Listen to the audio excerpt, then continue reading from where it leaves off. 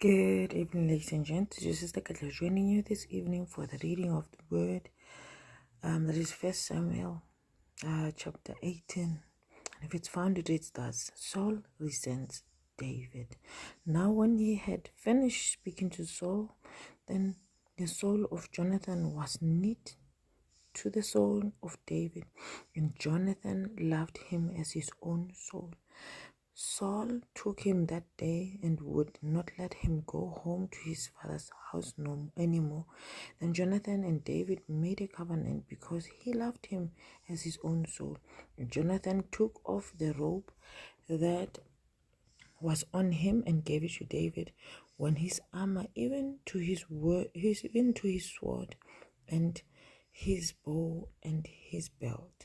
So David went out wherever Saul sent him, and behaved wisely, and Saul set him over the men of war, and he was accepted in the sight of all people, and also in the sight of Saul's servant.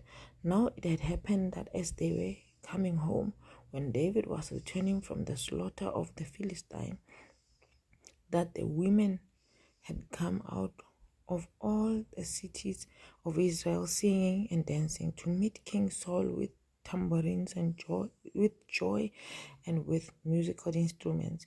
So the women sang as they danced and said, Saul has slain his thousands and David his 10,000.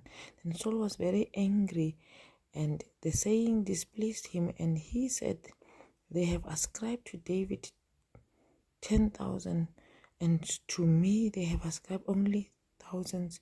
Now what more can he have but the kingdom? So Saul eyed David from that day forward.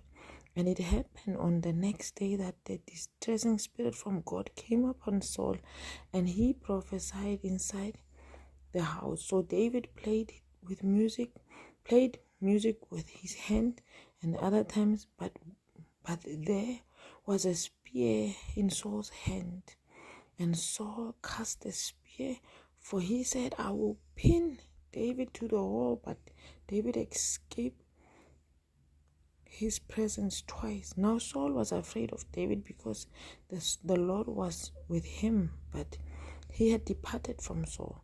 Therefore Saul removed from his presence and made him his captain, and came in before the people. And David behaved wisely in all his ways, and the Lord was with him. Therefore